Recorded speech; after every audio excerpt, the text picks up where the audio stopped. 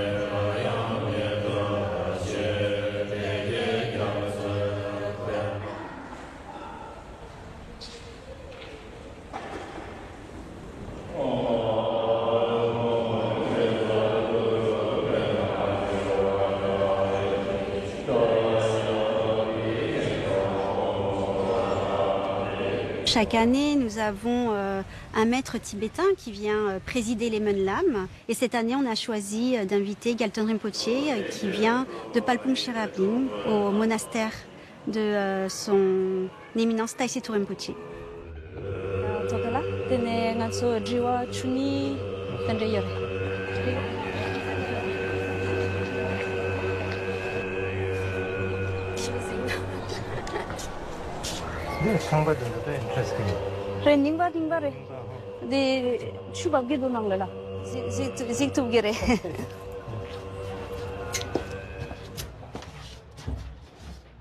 Bonjour Rinpoche.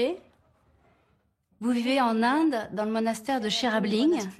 Pourriez-vous nous parler de votre parcours et de votre activité au monastère? Mon père est originaire du Sikkim et ma mère vient du Tibet. À l'âge de 3 ans, je suis entré au monastère. Et jusqu'à l'âge de 7 ans, j'ai reçu une instruction sommaire, prodiguée par des moines très dévoués et spécialisés. Vous savez, les vieux moines tibétains, qui sont de grands pratiquants. À l'âge de 7 ans, mes parents m'ont retiré du monastère et m'ont envoyé à l'école car ils voulaient que je devienne laïque. En fait, mon père avait pour principe que chacun doit choisir son propre chemin. Vous voyez, qu'on ne doit pas être contraint à suivre une voie. Et il tenait beaucoup à cette idée. J'ai fait mes études, puis je suis allé à l'université. Au cours de ma 2e année à la faculté, j'ai commencé à beaucoup réfléchir. En fait, durant toutes ces années, je réfléchissais beaucoup. Mais à l'université, je m'interrogeais encore plus, et de façon plus sérieuse, sur la vie. À l'âge de 21 ans, j'ai repris la vie au monastère et j'ai étudié sous la tutelle de nombreux grands maîtres du monastère. Et bien sûr, sous l'autorité de mon maître suprême en personne, Tai Situpa, et de nombreux autres maîtres. Et progressivement, j'ai étudié la philosophie bouddhiste, les rituels, les tantras, les pratiques rituelles. Tout cela auprès de grands maîtres. Donc vous connaissez aussi bien la vie laïque que la vie monastique? En fait, j'ai pu tout expérimenter en tant que personne laïque. Tous les maîtres sont particuliers. Ils ont chacun leur style d'enseignement. Ils enseignent bien sûr tous la même chose, mais avec leur propre style. De pouvoir œuvrer pour sa sainteté Karmapa, pour aussi les grands maîtres, C'est vraiment une belle opportunité pour moi d'expérimenter la pratique dans l'action. Rinpoche, pourriez-vous nous expliquer ce que sont les Kagyu Menlam? Le Kagyu Menlam est en réalité une prière d'aspiration. L'aspiration est très importante parce que sans aspiration, nous ne pouvons rien accomplir. En tant que bouddhistes, par exemple, nous aspirons à atteindre l'illumination, ce qui signifie comprendre la vérité ultime. Et nous souhaitons y parvenir pour le bien de tous les êtres. Le Kagyu Menlam lui-même remonte à une période ancienne, à l'époque du 3e Karmapa au Tibet. Et ensuite, c'est à l'époque du 7e Karmapa que c'est devenu un très grand événement bouddhiste. Un événement de très grande ampleur au Tibet. Des gens de tout le pays venaient et prenaient part à cet événement.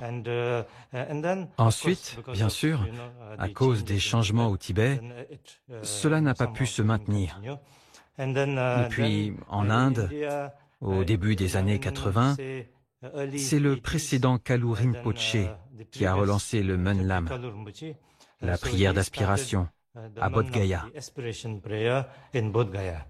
Puis, après son parinirvana, ses principaux disciples et Kyabje Bokar Rinpoche, le précédent Bokar Rinpoche, ont poursuivi cette prière d'aspiration à Bodh Gaya. Quels sont les bienfaits de telles pratiques? Le Bouddha lui-même a dit qu'un rassemblement de plus de 4 ou 5 personnes génère une bénédiction et le pouvoir de la communauté.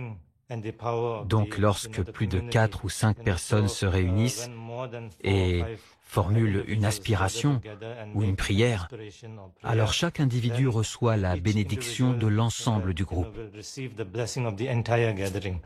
C'est là une autre grande bénédiction qui émane de cette pratique de la prière.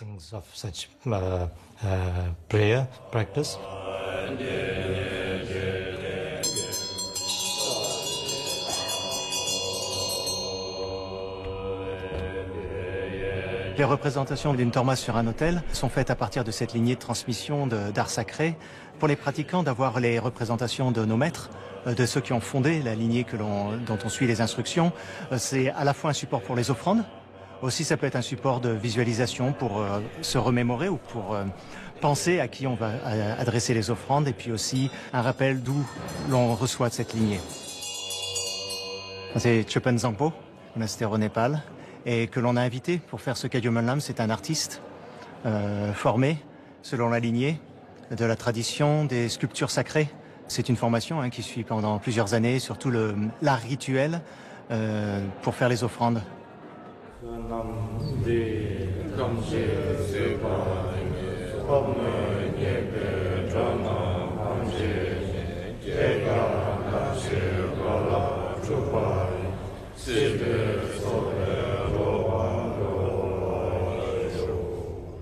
Quel est le lien entre réciter des prières et recevoir les bénédictions? Nous, les bouddhistes, nous croyons que nous sommes Bouddha par nature. Donc, par nature, nous sommes parfaits, vous voyez? Tout est parfait en soi. Mais à cause de l'ignorance, nous nous empêchons de le réaliser ou de le reconnaître. Et alors, si nous voulons être heureux, la réponse est à chercher à l'intérieur de nous-mêmes. Lorsque nous faisons des prières, cela consiste à aspirer à réaliser cette nature ultime, ce potentiel illimité que nous tous, individus, avons en nous, et qui est la nature de Bouddha. Nous faisons donc des prières pour être capables de comprendre cela, de le réaliser et de travailler sur cette vérité, afin de pouvoir libérer tout notre potentiel. Et c'est cela la bénédiction.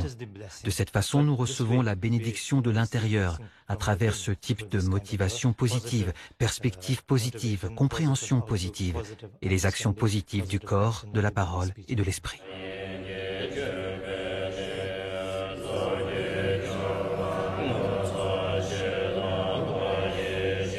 À la fin de ces rituels, les tormas, donc soit on peut les garder pour continuer à en servir soit d'un objet de vénération, soit on peut simplement les faire fondre, et c'est impermanent aussi.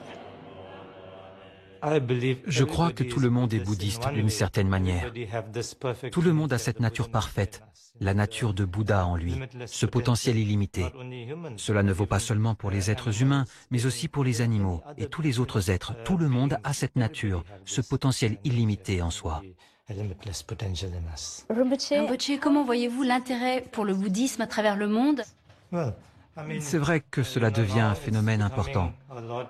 Les jeunes générations se posent beaucoup de questions et ne veulent plus simplement accepter, mais ont besoin de comprendre pourquoi et comment, vous voyez?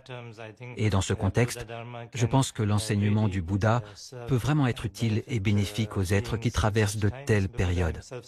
Le Bouddha lui-même a dit « Je vous montre la voie, l'enseignement, le dharma, mais ensuite examinez-moi, examinez mon enseignement. Et seulement après, quand vous aurez une totale confiance, alors vous pourrez me suivre. » Donc le Bouddha lui-même a dit de ne pas le suivre aveuglément, mais qu'il fallait examiner, qu'il fallait questionner. Et ce point, à cette époque et pour ces générations, est, je pense, tout à fait en phase avec leurs préoccupations. Je pense donc que le dharma est très bénéfique pour les nouvelles générations.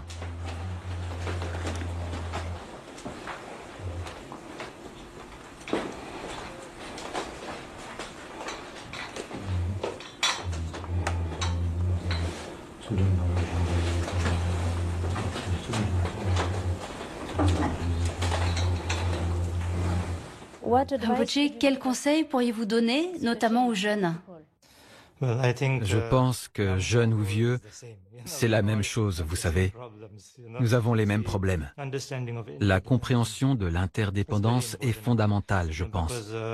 Parce que si nous ne comprenons pas cela, alors nous pensons que tout existe en soi de manière singulière et permanente.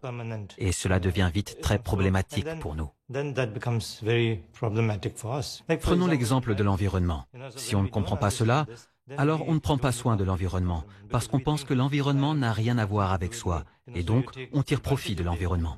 Rinpoche, comment voyez-vous l'avenir de la planète? Tout est interdépendant, ce qui signifie également qu'il y a de l'espoir. Si nous changeons, nous avons de l'espoir. Si nous reconnaissons la nature interdépendante des choses, si nous prenons soin de notre planète, si nous prenons soin de l'environnement, alors nous pourrons changer. C'est ainsi que nous avons de l'espoir. Je suis toujours plein d'espoir, vous savez. Je ne suis pas pessimiste, je suis optimiste, oui, vraiment. Nous sommes tous parfaits, nous avons tous de l'amour et de la compassion. Alors, pourquoi ne pas espérer? J'apprécie vraiment votre programme qui met en lumière la croissance intérieure, vous savez. Spiritualité veut dire croissance intérieure. Prendre soin de sa santé mentale, c'est très important, je pense, parce que nous avons tellement de croissance extérieure. Nous avons longtemps pensé que la croissance extérieure pouvait nous procurer le bonheur. Mais maintenant, si vous regardez autour de vous, vous voyez ce qu'il en est en ce moment. Et donc, il est vraiment indispensable de prendre soin de notre croissance et notre développement intérieur. Des programmes comme le vôtre peuvent vraiment faire la différence. Et je dis toujours que la France a été l'un des premiers pays à accueillir d'autres religions, d'autres peuples. Et cette ouverture d'esprit est très importante. Et nous l'apprécions beaucoup. Enfin, je voudrais remercier tout le monde pour cela. Cela fait une grande différence pour un avenir meilleur. Si vous voyez Situ Rinpoche, s'il vous plaît, demandez-lui de revenir en France. Je suis sûr qu'il reviendra. Rinpoche, un immense merci pour vos précieux conseils et le temps que vous nous avez accordé. Et vous pouvez retrouver le vénérable Gyalton Rinpoche chaque été en France lors de cycles d'enseignement qu'il y donne. Cette émission touche à sa fin. Elle reste visible sur France.tv durant un mois. Merci à tous de nous avoir suivis et à nouveau tous nos vœux de bonheur et de paix pour 2024 de la part de toute l'équipe de Sagesse Bouddhiste. Merci.